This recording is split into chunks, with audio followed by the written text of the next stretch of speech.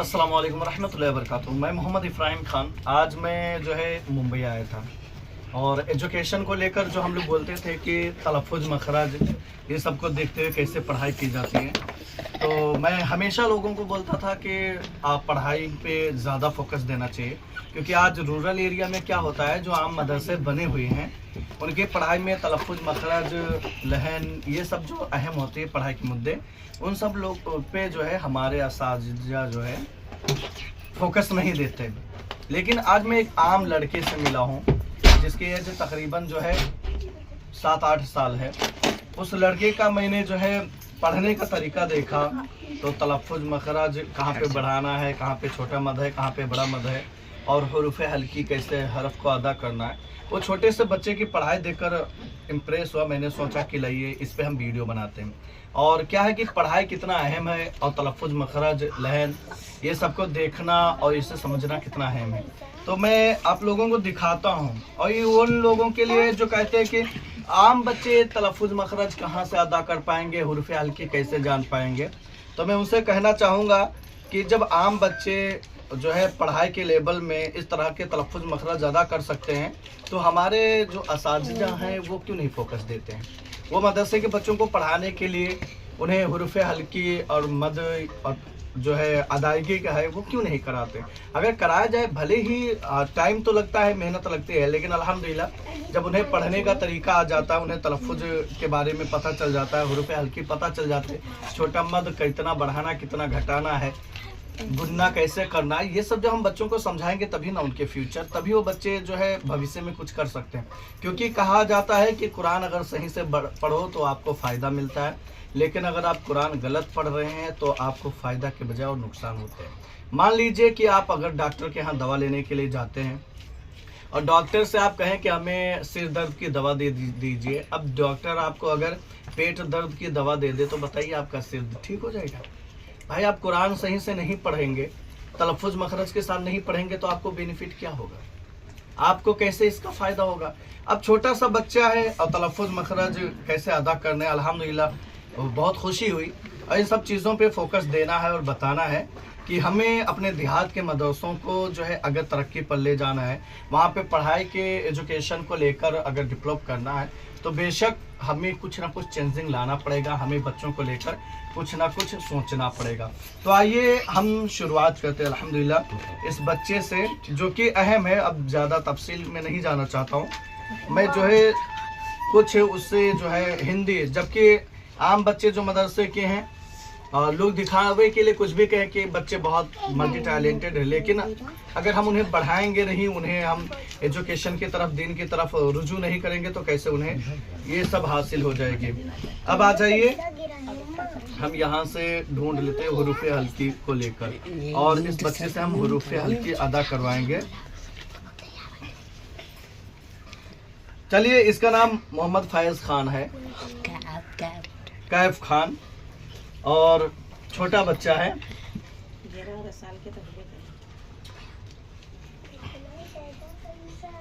चलिए शुरुआत करते हैं। सबक नंबर 1 हुरूफ़ मुफ़रदात।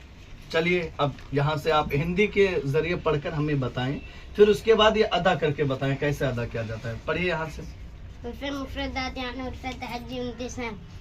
मुफ़रदात को तजवीद व किरात के मुताबिक अरबी लहजे में अदा करे और तलफ़्फ़ुज़ से परहेज करे, यानी बे, ते, फे, हे, खे, पोए, वोए वगैरह हरगिज़ ना पढ़े, बल्कि बा, ता, सा, ह, ख, तो, वो पढ़े। अब यहाँ पे बताया गया है कि जो देहात में पढ़ाते हैं अलिफ बे ते से जीम हे खे दाल, अब जानते हैं कि मतलब ऐसा जब पढ़ाते हैं बच्चों को, अब एक तो सबसे बड़ी पॉइंट ये हो गई कि वो हुरूफ़ हल्की अदा नहीं किए।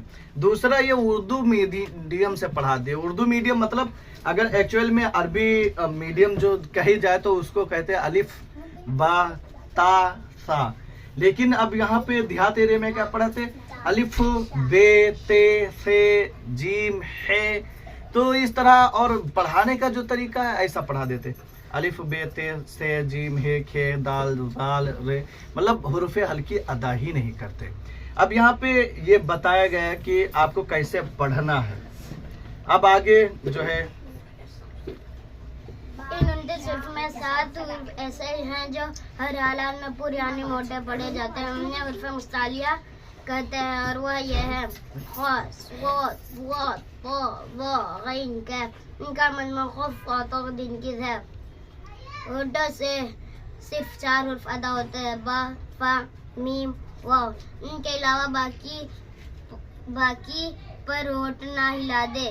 ان 3 حروف زا سین صاد کو ادا کرتے وقت سیٹی کی طرح تیز آواز نکلتی ہے، اس لیے ان حروف کو حروف صفیریہ یعنی سیٹی والے حروف کہتے ہیں۔